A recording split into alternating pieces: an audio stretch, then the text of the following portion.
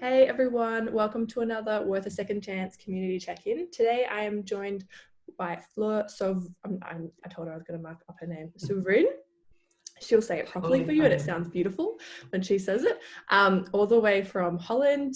I'm so excited to be having this chat with her. So Fleur, welcome, and yeah, please tell us a bit about yourself and what you've been up to. Well, thank you. Well, it's great to be joining you guys from the other side of the world here in Amsterdam. I'm Fleur Souverein. It's a bit of a tough last name, so don't worry about it. And I have been involved in monitoring a couple of pilots here in the Netherlands, revolving around small-scale community integrated justice facilities. I have a clinical background as well, so worked with young people and adults who were on a mandatory treatment order. And I was in Melbourne recently. I was lucky enough before we were all locked down to visit beautiful Australia and do some work there. Some comparative analysis around the context of the Netherlands and Victoria to see how we could translate what we've learned here from our research into the context in Victoria. That's so awesome. So be able to give us both perspectives, which is so valuable. So I was hoping you could tell us a little bit more about these facilities and what is the history of these facilities in the Netherlands, and how did you come to be trialling them? What we saw in the Netherlands is a decline in intake in custodial facilities, which I think is good news in itself. There was a lot of focus on the more fore end of the youth justice system, so prevention, but also alternative sanction like community supervision. But due to that, the facilities in the Netherlands closed, and you saw there was less facilities, which increased the distance between the community and the facility. And considering the youth, 80% is on remand and serves a relatively short time in these facilities. I think 50% leaves within 1 month. There was a lot of disconnection between services. It's harder to involve the youth family. So the Ministry of Justice and also local stakeholders were thinking, maybe we can do it differently and offer more continuation of services. And let me also start by saying that I think we should all, like, our sort of point on the horizon should always be to see if we could at one point prevent all young people from being deprived of their liberty in a secure facility.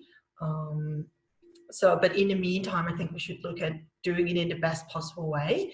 And I think a big element of what we did in the Netherlands is just sort of looking at the population within these facilities and thinking, isn't there also a population that can do with a different amount of security, so less focused on the more sort of physical security elements, offering a more tailored approach, continuing the things that are going well for them. Because a lot of young people are involved with other services. I think 70% is already known with supervision services, care services. So just continuing that. If they go to school and they're enrolled, see if we can continue having them in school. They can go and continue the job they had. So they all sat down together here, national government, local stakeholders, basically everyone involved, and started sort of exploring what the ideal model would be. And then they eventually had 5 pilots, 3 small-scale facilities within the neighborhood, focusing on connecting with the outside, continuing these services during placement and after.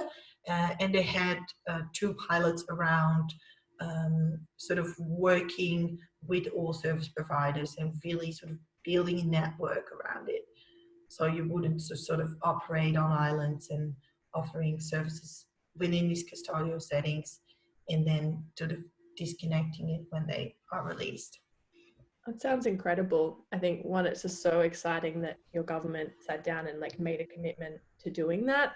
And I love that you prefaced with, like the long-term goal should always be making sure kids don't end up in this situation in the first place, and that we're not having to do this, but when we do, how can we do it well? And the connection being the key word. Like, how do we keep kids connected to community and to the services they so desperately need? Because we know a risk factor is disconnection from the community and in getting them to in reoffending. So that just sounds So exciting. So how did the community respond to having sort of these pilot house facilities around them? So the facility in Amsterdam is really in a neighborhood and it sort of blends in. And at first the neighborhood was a bit comprehensive. So they protested, they started a petition, and they really had what we sometimes call the not in my backyard reaction. Yeah, it's a good idea, but please not in my backyard. And what was really great here, and which was I think a really key element, is that they really started to involve the neighborhood. So they just went around, talked to them, asked them what they needed to feel more secure. So at the beginning, they had sort of what we call it's not police, but it's more a community supervision that sort of is on the streets, very visible, and is there if any problems arise or they see any risks. And that just sort of really helped the neighborhood to feel more secure. They also had a really direct line for any complaints. So they just said, if there's anything, any complaints, any worries, please give us a call. And they were invited inside the facility. So it was a really open and collaboration with the community. And now they really embrace it. Like within the research we did, we interviewed some of the community members, and they said they're sometimes more bothered by their neighbors sitting on the balcony than youth within these facilities. But it is an ongoing process. So I think you should never sort of take the connection with the community for granted. So they also really try to, for example, if young people cause any problems, or in the event that a young person does need to be sort of transferred to a high security facility, they really try to keep a low profile. So they don't come with police cars and a lot of uniforms, and they try to get like a civilian car out there. So I do think it requires a continuous investment, but it is definitely possible to work in a collaborative way with the community. Yeah, that's so exciting that you were able to, and it makes so much sense to just invite the community in, show them what you're doing, show them the evidence, like why it works, talk about the young people so that they can empathize and understand how valuable something like this might be. It makes so much sense, but often government won't take, or people won't think about, or won't value that connection, and just face to face having a chat about it too, like going around to doors or whatever, however you chose to engage with them. Yeah. So Yeah, cool. and I mean, a lot of time we also know where these young people come from. So it's often centralized in certain communities. So it makes sense to sort of work with them and look at, okay, so what do we don't want to do with our children? How do we want to approach it? How can we utilize local resources and use them as a strength? Absolutely, yeah, keeping it within the community and keeping it. Yeah. So having been to Melbourne and having spoken to a lot of people in the space, do you think a similar approach could work here in Australia? Definitely. I've seen a lot of resourceful workers, many inspiring people ready for progressive change all through the youth justice system. And I think that's an important start. And I think, working with communities, localizing the issue and just looking at, okay, so where do we need to work? How can we use these resources? Looking at it more in a small scale. I think that would definitely have a chance of being implemented in Melbourne. Oh, that's so exciting to hear. I think, as you were saying that, I think we often, when we tackle what seems like such a huge, monumentous kind of problem, really big, rather than like elephant one bite at a time, small, and like starting in community where the topics are. And it seems illogical, but it's so much more logical to get into the new mindset. And I mean, I also don't want to sort of present this as a solution to all of our issues, because that's definitely not it. I think it does show that it's important to sort of offer a tailored response, to really critically look at your population, see what their needs exactly are. So what we have shown is that for a proportion of this population, this is definitely a model that works. But I don't think we should it doesn't end here. I think we should continue to sort of evolve and just see what kind of children are actually in there. What do they need? Absolutely. And then I think also a lot of it might not even be rocket science. Like when you look at children, what does it take to raise them? I can't speak from my own experience yet, but giving them structure, giving them boundaries, giving them love, attention, actually strengthening them, empowering them. That's also one of the big things within the model, is working through relational security that incorporates all of these elements and really working with them to strengthen them and attend to their developmental needs. Which also a big part of it, I think, is, especially for this age group, is autonomy and giving them responsibility. Absolutely. And sort of attending to that. Yeah. And we forget, like, sometimes that these are children who have, going through key developmental stages. Yeah. And more than anything, need to feel safe and secure in their relationships, in their home, and feel, hopeful for their futures, and that they can be autonomous and that they are resourceful, or whatever that might look like. And I love what you were saying about it might be a simple fix as well. And I think that's just the magic of place-based responses, is that we go in with open eyes and we're like, what does this community, this demographic need? And we also listen to the wisdom of the community about what is needed, and then respond. And it might not need a whole facility, but it might be just as an effective solution. It just looks really different. Yeah, definitely. I wanted to ask you another question. What has the feedback of the staff that work in these facilities been? And maybe if you could tell us a little bit about the recruitment process as well, and how you chose these staff for these facilities. So what they've done is, so here in the Netherlands is quite standard when you're working as a staff member to have sort of an education background of about 4 years working in social care, youth care, sort of more these kind of backgrounds. It's quite often a mix. And then there were sort of security guards. They weren't called security guards, but they had a clear security background, not always a care background as well. And I think it's important that you have qualified and trained staff, but it's just as important, I think, that your values align and with the values of the model, and that you actually enjoy working with this population. And that other than staff, I think management is key. So what we saw is there was really intensive supervision, there was really transformative leadership, and just really working with staff and engaging with them and giving them the right tools on the floor directly. Because there were security guards who had only worked in a totally different setting, for example, in a grocery store, securing the door. But because they were supervised so well and they were really engaged, and also they were giving autonomy and responsibility and really aligned their values with the values of the model, I think that also worked quite well.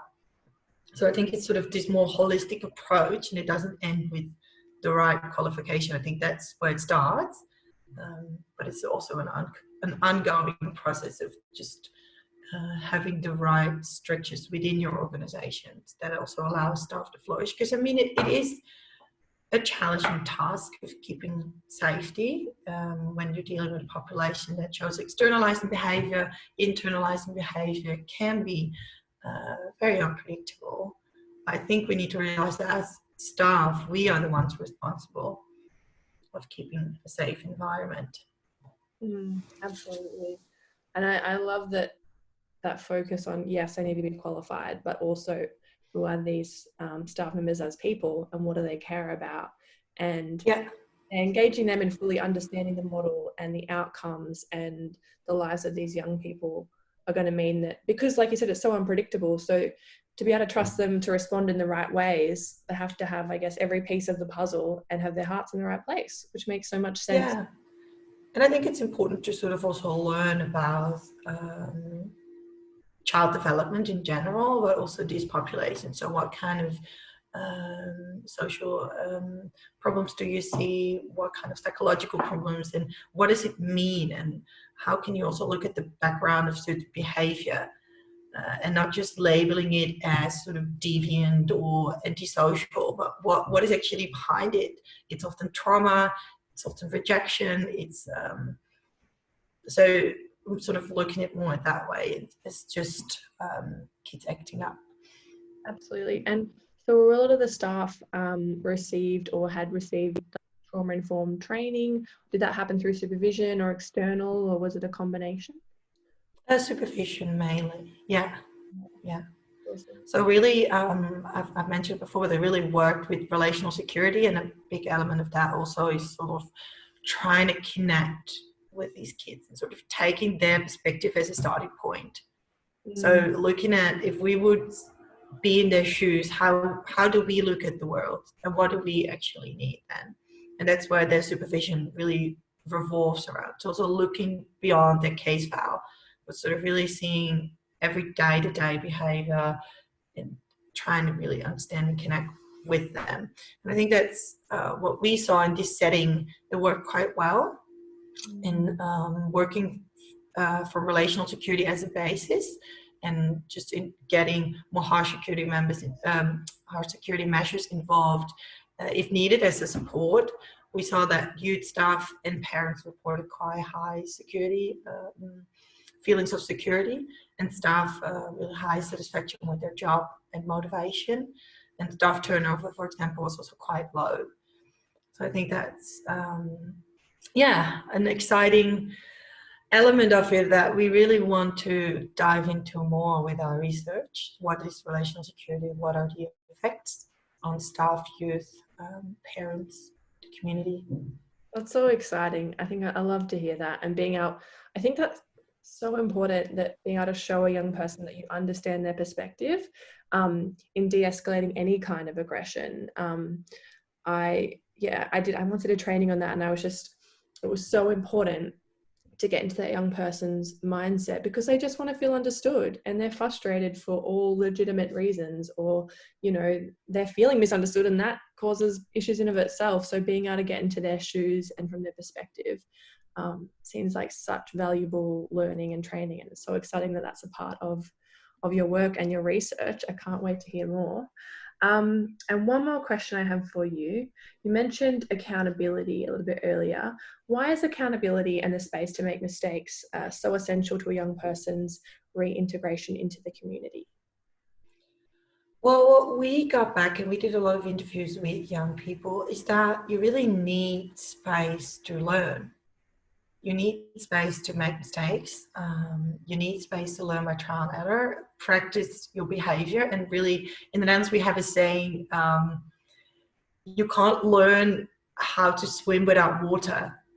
So you sort of need the water to be able, and you might drown, or you might get some water in your lungs, and you might panic a bit, or you make a mistake, or at first it looks quite like floppy. But I mean, you can't learn how to swim without water. So I think that's an important element. And I think it's also worth mentioning, aligned with that, is that it doesn't mean that there's sort of, it's just this freedom, and there are boundaries, and there is supervision, and there's clear rules, and there's a clear structure.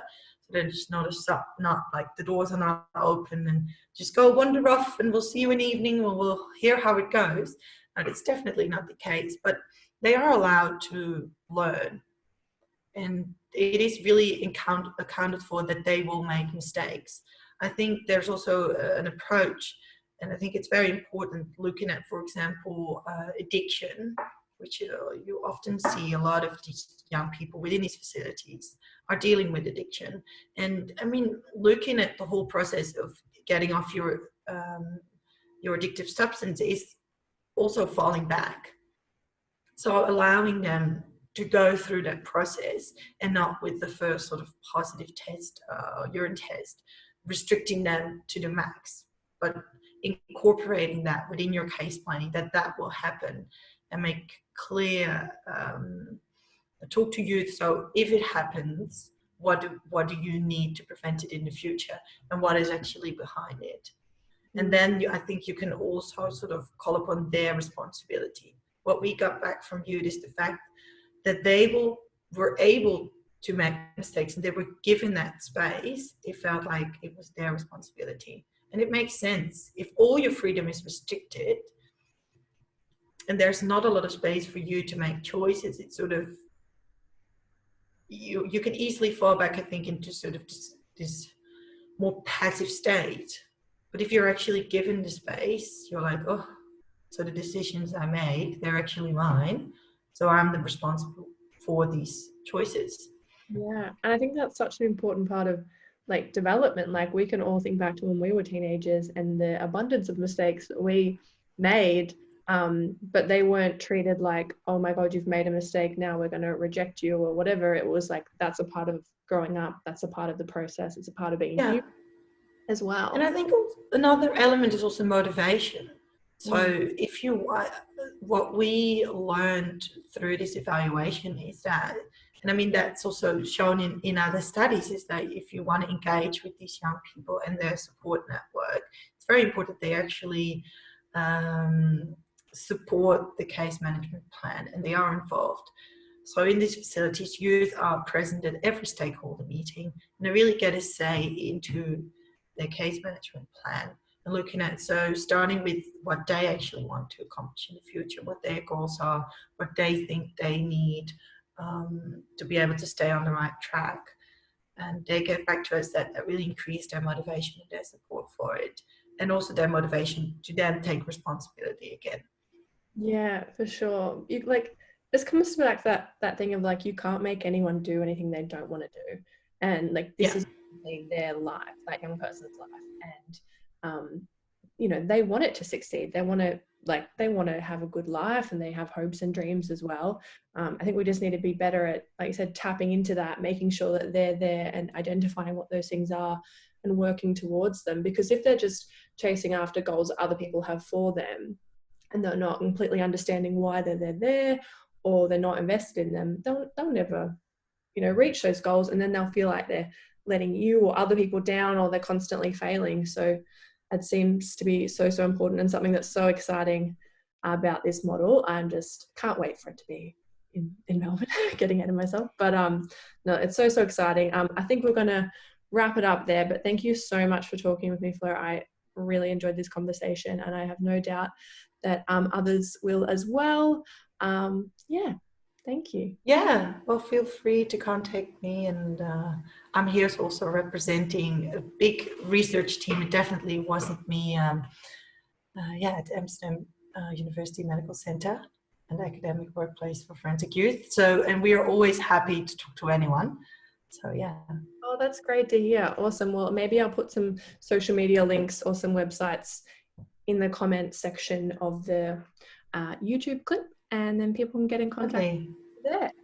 Awesome. All right. Thanks, Fleur. Thank you.